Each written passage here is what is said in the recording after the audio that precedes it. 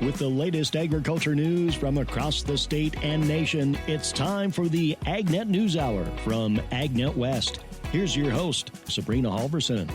Good morning on this Friday. Thanks for joining us on the AgNet News Hour. I'm Sabrina Halvorson here with Lorrie Boyer. Morning. Happy Friday. Good morning. So glad it's Friday today. Me too, to be honest with you. It's been the longest week. But we're doing our best. We are doing our best. So we wanted to chat today about the Senate Ag Committee held a hearing this week titled, it's a very long title, let me get to it here. It is the Perspectives from the Field, Farmer and Rancher Views on the Agricultural Economy, Part 1. So that would lead to that there may be a Part 2 coming. But the Senate Ag Committee hearing, lots of witnesses in this hearing, Lorrie. Yeah, I saw that. And it sounded like it was a real marathon. It was very fast paced. They did get through everyone from what I can tell. Yeah, they had two panels. The first panel was Zippy Duvall with American Farm Bureau. Second panel was Rob LaRue, who is with National Farmers Union. And then that was the second speaker, excuse me. So the second panel had several different speakers. There was Nathan Reed, who is with the National Cotton Council, Ken Hartman Jr., who is with National Corn Growers Association, Keith Felty, who is, National Association of Wheat Growers, Chris Ingolstad with the National Barley Growers Association, Amy France with National Sorghum Producers, Josh Gackel with American Soybean Association. I actually live near him. I have talked with him several times. Very good advocate for agriculture. Also Garrett Moore, who is with the Peanut Federation, and Tim Deal with American Sugar Beet Growers. Also, I've spoken with him several times. Another good advocate for agriculture. And Jennifer James, who is with U.S. Rice. So a lot of different agricultural groups represented, but do you know what was missing? Not a whole lot of our fruit and vegetable specialty crops there. I was just going to say specialty crops. Yeah. But there was, again, the American Farm Bureau Federation, National Farmers Union, and so they kind of have an umbrella that Yeah, because California has a pretty strong Farm Bureau contingent, so that is good. Now, do you happen to know, this is just a little 101, do you happen to know on a hearing like this, is it an invite thing, or do the associations have to apply, or how do they get selected to testify? That's a great question. So from the panels that I have actually been involved in, and I have not spoken myself, but I've been part of organizations that have, specifically the National Association of Farm Broadcasting. And what they did that time, it was the association was contacted and asked to provide a speaker, and that was regarding the AM in Every Vehicle Act. And so the association then looked at a past president of ours and also the CEO and discussed having either of them. Now, that hearing actually didn't turn out as planned. However, that's how I understand it to happen. They contact the associations and ask for a speaker. Okay. I was just curious how that works. So some associations might feel left out and others don't, but. Right. And so we have some audio that I'm going to play here from Zippy Duvall and also from Rob LaRue, again, American Farm Bureau, Zippy Duvall. And he was talking about how some farmers have been making, difficult decisions, which they often do. But right now they're doing it without a modernized farm bill in place. And so that, increases the struggle. And we're going to listen to just a short clip, about a 2-minute clip from Zippy Duvall with American Farm Bureau.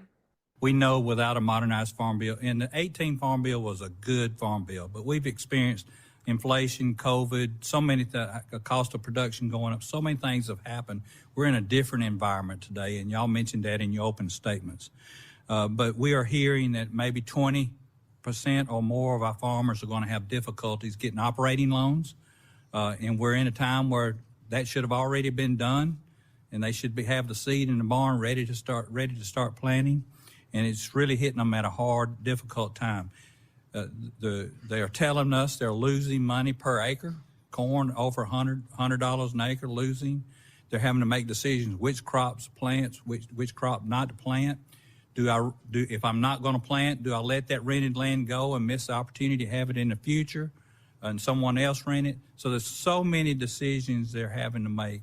And, and I get the question all the time, Senator, about what word keeps me up at night. And what keeps me up at night is who's going to farm in the future. 40% of the farmers out there today is over retirement age. 300,000 or less than 25 years old, and most of them have off-the-farm jobs to support their habit of farming. And I don't know who's going to be farming in the future if we don't make an environment for in agriculture that draws young people to us that can afford to raise a family and create a home in rural communities and support that economy there. That's why the Farm Bill is so important. Now, risk management tools, the crop insurance is the cornerstone of the Farm Bill, and it needs to be continued. It is where farmers have skin in the game and pay for a premium, and the general public has skin in the game through subsidy of the premium to make sure that our food system stays secure from one season to the next because of lower prices or because of natural disasters or whatever might be happening. It is the cornerstone. The need in that area is we need every farmer, regardless of whether he's organic, traditional, big, small, large, every farmer that takes that risk needs some kind of risk management tool, and crop insurance has proven itself over and over again to be that tool to make sure that they can survive those difficulties. So that, again, from American Farm Bureau Federation President Zippy Duvall. I didn't time this out really well because there's a lot to unpack there, but we need to take a break. So we're going to discuss it right after the break. This is the AgNet News Hour. I'm Sabrina Halvorson. She's Lorrie Boyer. We'll be right back. Welcome back to the AgNet News Hour. Here's Sabrina Halvorson. We're talking this morning about the Senate Ag Committee's hearing that they had this week about the state of agriculture around the nation. And Zippy Duvall, we played some audio from him just before the break. And so, Lorrie, what were your thoughts on what he had to say? Yeah, he said a lot in a short amount of time, I thought. And he did address, he did kind of mention organic and every farmer in there. So I guess you could maybe argue that specialty crops was kind of in there. But I thought he did a really good job addressing things in an overview style. I mean, they don't really have time to get into all the details, but he's reinforcing a message that the American Farm Bureau Federation has carried for a while. And I think the fact that he uses, this is a little bit of an analytical breakdown versus the actual message. The fact that he's using some statistics in there really brings home the message, the prove it points, if you will, so that these lawmakers really understand. I know that a lot of the lawmakers that took part in this do have a lot of agriculture in their constituencies, and they do know from some of their past experiences with farmers talking to them and hearings. I don't think they're completely oblivious, but they still have to know, and they still have to hear this messaging by American Farm Bureau Federation and by other ag groups that took part, and these personal stories I'm sure that you and I will talk about here soon. It just is so important to the ag sector. I'm glad that we've had a hearing so soon in the new administration. I agree. I also am glad that there was a hearing so soon in the new administration, especially because, again, every time there's an election year, we've got new senators or new congressmen who come in, people who are newly elected that need to understand and need to learn a little bit more about what American farmers are going through. So having that hearing right away, I think can be very beneficial, especially again, when we still don't have a farm bill. There's no time to waste on this. Farmers need the reassurance of the farm bill, and we cannot keep pausing it, right? That's right. And it's interesting on the interviews I've done so far. Of course, the ag groups are continuing to push for a farm bill as they should, but I almost see two different camps going on right now. I might have already mentioned this, but I almost am feeling this based on these interviews. Is there's one camp thinking, okay, we have a pretty aggressive, proactive administration. We're getting stuff done. We're getting stuff done quick. The farm bill could be part of that. The other camp is, well, because of all the other things that have come up, some things expected, some things not, there's a lot of other priorities for the administration that actually a farm bill may not get done until the end of the year or next year. So I've actually heard both, Sabrina, just in this last week in my interviews. Right. And isn't that amazing to be thinking about that we could go another entire year? I don't want to without- think about that, but yeah, it Yeah. is. it is a possibility, I suppose. Now, as we progress in a year, I'm sure we'll hear a lot of other opinions, but as of right now, and I can see where people are drawing conclusions on both sides of those camps. Right, right. And from the interviews that I've done also in the past talking about the farm bill that leaders, on all sides put out last year, there were good versions of the farm bill. Yeah. And a lot of people agreed on that. But it just didn't make it through all the hurdles to be passed in time. And that's just disappointing. It really is disappointing. This is one of these issues, in my opinion, that we need to put the party line politics aside, because this is about farmers and ranchers. And as most of us know, the Farm Bill is actually, even though it's called the Farm Bill, is very small in what's included in the farming side of things. Most of it is for social programs like SNAP and WIC and some of those programs. And those are important too. I'm not saying they're not, but really, we're talking about food. We're talking about like one of our necessities of life. Put those politics aside and get something done. It sounded like we were heading in the right direction, but at the end of the Biden administration, things just got in so much turmoil, we ran out of time.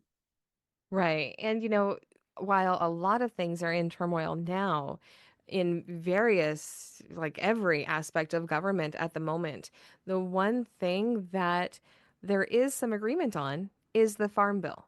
So why keep hesitating? Why not get this done? Because again, it is something that has reached, a wider agreement, which is hard to do. I think a little bit of that is the budget as well, as Bill Sackheavy mentioned a few times before he was out of office, is that it was so over budgeted. Excuse me, that we really had to rein that in before we could get anywhere. So that's probably some of the carryover argument. See where we land on that. If any of that has changed, I haven't heard. That's a great point, especially with the new budget focus. And I know a lot of things are changing within USDA offices right now. So is that going to be reflected? And then if that's the case, if we're looking at changing how money is spent, that's going to mean a complete reworking of the Farm Bill, which again, like everything in government right now, is going through a complete reworking. So now are we going to look at, like you said, are we going to have to wait a whole nother year because they are possibly reworking the Farm Bill? So that's something that we'll continue talking about this. We do have to take another break, but we'll stay on this when we get back. This is the AgNet News Hour. I'm Sabrina Halvorson. She's Lorrie Boyer. We'll be right back. Welcome back to the AgNet News Hour. Here's Sabrina Halvorson. We're talking this morning about the Senate hearing, and we've been talking about the Farm Bill as well. The Senate Ag Committee held a hearing this week on farming, and in fact, it had a very long title. It was Perspectives from the Field, Farmer and Rancher Views of the Agricultural Economy, Part 1. So we can assume from that there may be a Part 2 or more. But they had several different witnesses. We heard testimony earlier from American Farm Bureau President Zippy Duvall, and he was talking about the need for a farm bill. And, before the break, we were talking about that with government reworking, with everything being reworked, especially spending, are we going to be looking at that being reworked in the Farm Bill? Yeah. Well, this hearing was hosted by the incoming chairman of the Senate Ag Committee, Senator John Boozman, a Republican from Arkansas. This is a quote out of an article from DTN. He says he doesn't think he's ever heard more uniform testimony, and it's across the board. He went on to say that those who testified, the personal stories, you just demonstrate how difficult it is in rural America right now and what they're trying to do as far as producing food. So I think that is kind of sums up this whole marathon of a hearing that was held earlier this week. Yes. And you know what? That was something also that Rob LaRue, who is president of the National Farmers Union, he talked about as well. He talked about, in fact, he gave an example of a farmer that he had talked to this farmer actually was from North Dakota, and he was trying to rent more land to expand his operation and ran into issues. I actually have that audio here, and we'll go ahead and listen to that. Who was recently sharing experience about trying to get more land, to rent more ground, to expand operations, but in doing that had to invest in some new equipment. And as a result of that is now, unfortunately, with prices overextended, and is now having to sell on pennies on the dollar that farm equipment, and is seeking now to still pay off the loan, the financing for that, and doesn't know whether or not farming is in his future. These are really just the kind of stories, whether it's the more established folks who are eating through their equity and putting their operations at risk, or new and beginning farmers who don't have yet that deep well of experience and equity that they can burn right now. So those needs for risk management tools, including crop insurance, are absolutely essential. I hope that as the committee considers what to include in the Farm Bill, that looking for ways to not only strengthen the existing options there, but look for additional ways to help support beginning farmers with that, and also creative ways to bring more into those risk management tools. I think that would be a great place to start. So that National Farmers Union President Rob LaRue, it's brings another personal story of this time a newer farmer really struggling to be in the industry. Yeah, and he also said during his testimony, we cannot afford a third extension of the 2018 Farm Bill. And it puts it in perspective. A third extension of the bill, I can't imagine. Right. The 2018 Farm Bill, which also was an extension, but again, it's time to get this done. I think everyone is feeling that and wanting that. So, hopefully the world is listening. The world of Congress is listening. It really does sound like everyone's on the same page, as you alluded to earlier. So let's walk the walk, get this thing done. One of the things that struck out to me from Zippy Duvall, American Farm Bureau President Zippy Duvall, from his testimony that we listened to, he also was talking about how many farmers have off-the-farm jobs. And that also is something that former Agriculture Secretary Tom Vilsack mentioned quite often, too.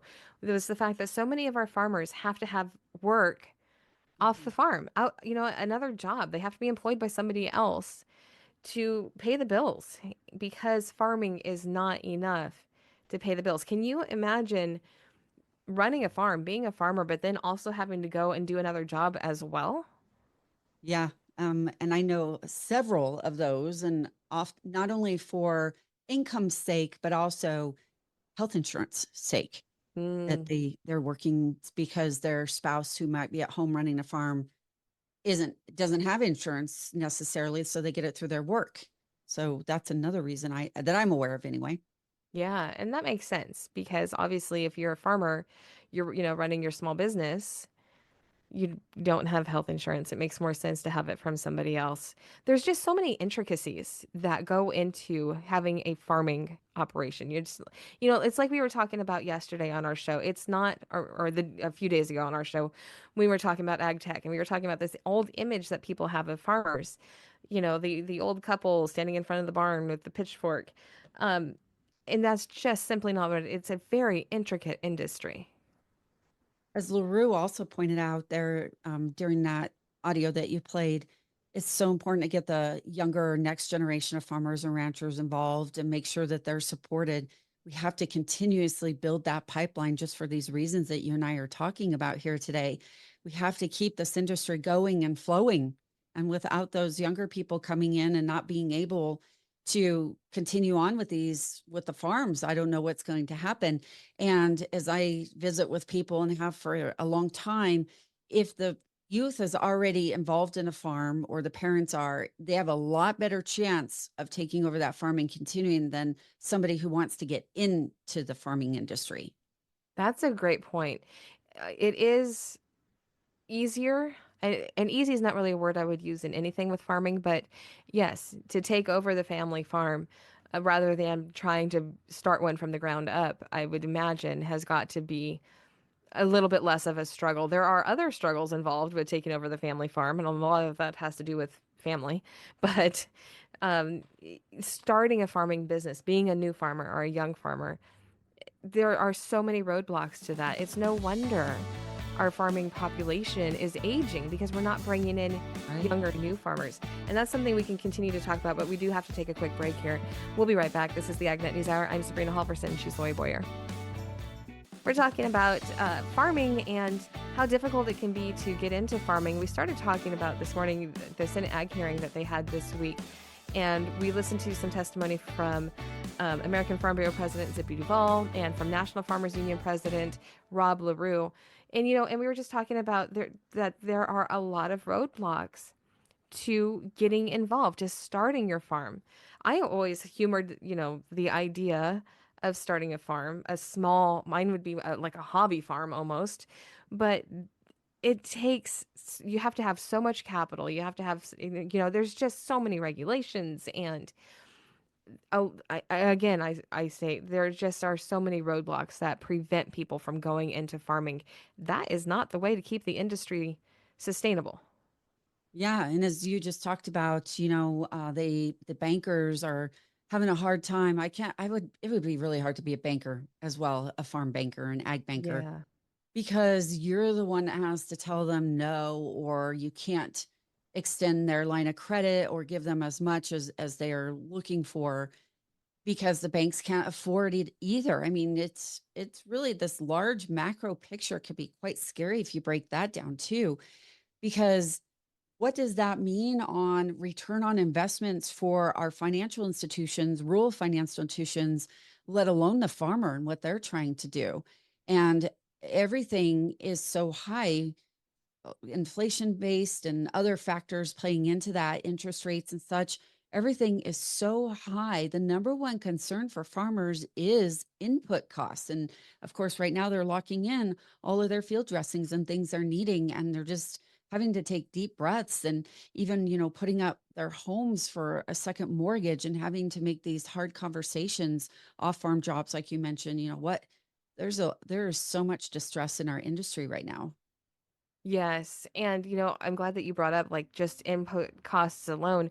And not only how expensive inputs are, but also there's a lot of uncertainty with everything going on, not just in the United States, but also with our trade partners, with, other nations where we get inputs from. I mean, there are still problems caused by Russia's invasion of Ukraine. I mean, because we get a lot of inputs again from that area. So just uncertainty around the world as well comes down to everyday decisions for our American farmers and affects those decisions. And, how can you make good business decisions when you don't know exactly what's going to happen? Yeah. And then you bring in, not saying I'm for it or against it or anything like that, but then you bring in this whole talk of tariffs. And that really kind of just throws that extra punch in. Right, it does. And again, with it changing so much too, you can't even make solid plans. Right, right. But I think trade is going to be one of our keys to be able to pull us out of some of this that we're in. We need these trading partners. Now, the good news, the silver lining, and this is off topic just a little bit from this hearing, but I think it filters right into our conversation, is that actually in my market report here, the wheat that would be coming out of Ukraine usually isn't coming out of Ukraine, weather-based and war-based, infrastructure-based. There's a lot of issues in Brazil and Argentina, and they've had too much rain in some areas and drought in other areas. That could actually bode well for at least our wheat farmers and some of our soybean farmers as well.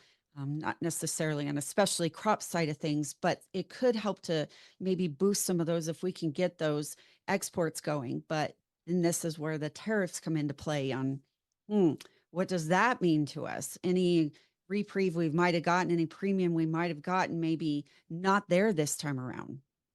Right. And, and again, it comes down to planning because the tariff situation continues to change, constantly and consistently. So you can't plan for what changes may be happening either. Yeah. And when you can't plan, I mean, not even long-term plans. We're not even able to make shorter-term plans at the moment because we don't know exactly what's going to happen. So there's just so much uncertainty, and we heard in both of those sound bites that I played, they both talked about crop insurance, and that's part of the helping with that uncertainty. There's still going to be uncertainty, but you need some reassurances, and you need, you do need things like crop insurance, because even best laid plans don't always work out, and we can't have our farmers, not able to function anymore. These people grow our food. And it's become cliche, but how often have we heard it that food security is national security? I mean, it's the truth, right? Absolutely. Absolutely. Yeah. Yeah. So again, these reassurances that our farmers need, that were brought up in this hearing, very important, and important to, we make the point of, well, especially crops weren't necessarily included in that hearing, but this is equally important to farmers all over the nation, and everything that they discussed equally important to specialty crop producers too. Absolutely. Yeah. That falls right into this conversation. Pretty much no matter what kind of food you're producing, it all falls in. I still would have liked to have seen somebody from the Almond Board or Walnut Commission or something still there represented. I'd like to have California involved in those conversations, but, realizing that some of these other big ag, they are able to speak for farmers around the nation too. I'll give them that.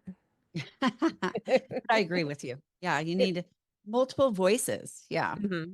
Right. And I think we need to have our specialty crops represented more in these national hearings consistently. Maybe in part 2, we'll see more. Yeah, that would be good. You know what? Let's make a push for that, Lorrie. We're going to make that happen so that part 2 will include specialty crops. Oh, shoot. All right. Well, we need to take another break. This is the AgNet News Hour. I'm Sabrina Halvorson. She's Lorrie Boyer. We'll be back. For this segment, we go to Cindy Zimmerman. All right, Michael, if you would, first of all, please introduce yourself for me, please. Sure. Michael Swanson, agricultural economist with Wells Fargo. Well, you are here at the Crop Insurance Reinsurance Bureau's annual meeting and just gave a presentation on some of the trends that they should be looking out for. One of the things that you started off with really is, a lot of talk here about recession, especially in the agriculture industry, and you kind of disagreed a little bit about that. What's your outlook there? You really don't get recessions in a sector. Recessions are economy-wide. You get cycles in a sector. And just because we've come off, $7 corn and $15, $16 cash soybeans and come back down to where we are, doesn't qualify as a recession. We're off the top of the cycle. You can't go about business that way in farming. It just happens every day. Well, you also mentioned that you said livestock is holding up net farm income. What do you mean by that? Well, when you look at the numbers, we're actually seeing more gross revenue in livestock than in crops. And that's not very common. In fact, you go back and look over the last 30, 40 years, it almost never happens that the livestock has more gross revenue. We're seeing the top of the cattle cycle right now. We're seeing good hog numbers. We're seeing egg numbers support that. I mean, there's a lot of good, and that's valuable money. Now, if you're not in those sectors, you say, what does it matter to me? Well, the feed goes to them. And then when they have high-priced cattle, high-priced hogs, high-priced eggs, they can pay for top dollar for feed. Well, then you talked a lot about biofuels and how it affects particularly corn, and talk a little bit about how the value in corn is split up by those 3 areas: feed, fuel, and exports, and what that means. When we look at the numbers, you can go and look at how much corn goes into the ethanol and then what the cash price has been for them to pay for it. Then you can also look at feed values, and then exports. So I did that number, and it turns out that, biofuel spending for corn is just a little bit less than the feed, which is a huge piece. Compared to the exports, it's number 2 by a long ways. And so we're really riding ethanol to support the corn values that we have, the acres that we're planting. But you predict that ethanol is going to go away. Absolutely. Now, this is a long-term prediction. And I have a lot of relatives that live out in rural Minnesota, and battery-powered vehicles don't make a lot of sense in western Minnesota. But in the Twin Cities, in Miami, in Los Angeles, in Seattle, New York, Chicago, most people can get by with a battery-powered vehicle most of the time now. 5 years down the road, 10 years down the road, they'll be better. That technology is going to move faster than biology. And so we're going to lose market share for gasoline-powered vehicles naturally, not just because of government subsidies, but naturally thanks to technology 5, 10, 15, 20 years down the road. And if I'm going to buy farm ground in 2025, I really should have a thought about that process, making a 20-year mortgage on that ground. Well, then talk about soybeans and the impact of renewable diesel and SAF on the market there. SAF's impacting ethanol as well. Renewable diesel more on the biodiesel market for soybean. Right. So one of the charts I put up there showed that we've seen growth in renewable biodiesel. Part of it, though, is cannibalization of the existing biodiesel. And I always get a kick out of saying that one type of biodiesel is renewable and the other type of biodiesel isn't renewable, but that's just regulatory whatever. But anyway, so we've seen some growth, but a lot of it's been a transformation of one to the other. But we're seeing some growth. The sustainable aviation fuel and other is a fairly small part of the industry still, but growing. And it's really where we have a lot of interest. But, with politics and with technology, how much can it really support? Compared to ethanol, it's kind of a drop in the bucket at the moment. I would agree with that. Exports. You talked a lot about exports and the fact that we really produce more in the United States of just about everything that we have to export, right? And how does that impact the outlook? Right. I mean, the point I make is that if you're going to export something, you got to match the next lowest opportunity. I was a grain trader in Colombia, and when I shopped the market, I want to know who would send it the cheapest, right? So if we have competition in Brazil and Russia, Ukraine, all these other sources, I'm saying, look, we're not going to be the cheap one. We have higher labor costs. American farmers can't live on wages that you have in Brazil, and we have much higher land values, much higher cash rents. So American consumers are our best consumer. They're the richest consumer in the world. To the degree we have to take something overseas, it's not good for us. But we get the sense of pride being the largest exporter, but it just makes us hostage to everybody else in the world. So I'm saying it'll be a good day when the United States doesn't have anything to export in the excess market, because then it'll be all U.S. consumers, which are our best consumers. That's a good point. As far as the group here is concerned, you showed a chart that was good food for thought as far as how much crop insurance costs compared to the other inputs that farmers have and how it's remained steady. Tell us about that. Well, I say you could look back to what you have to share with other people to produce the crop. I mean, we need the technology, we need the farming machine, we need the land, we need the fertilizer, but we also need crop insurance. So I've gone back and said, what percent of your yield do you give to these other elements so you can farm? Corn's 3% for crop insurance, and soybeans are 4%. Some of the smallest, you look at land, it's 30%. You look at machinery, it's 20%. You look at fertilizer, it's 20%. And the interesting thing is crop insurance is built to be stable. Its premiums go up and down based on the opportunity that you have in the field. So crop insurance, another thing I say, you can't misapply crop insurance. You're really going to have to miss the boat to not make crop insurance work. You're going to have a huge loss and not claim it. And shame on you for that. You can misapply fungicide, you can misapply seed, you can misapply a lot of things. But crop insurance is pretty self-sufficient in and of itself. So we should be able to sell crop insurance because it's a great product, it's subsidized, and it's built right into the system. Very good. Thank you very much, Michael. Very informative. I appreciate it. Here at the Curb Annual Meeting in Bonita Springs, I'm Cindy Zimmerman. This is the AgNet News Hour. We'll be back in just a moment. Welcome back to the AgNet News Hour. Here's Sabrina Halvorson. We're wrapping up the day today with some ag news. January western mountain snow accumulations in some locales are raising concerns about available water runoff into regional reservoirs later this year. Rod Bain reports. Growing concerns about western mountain snowpack at the 1/2 point of the western water season, and in turn, available irrigation water in the form of runoff in reservoirs this spring and summer.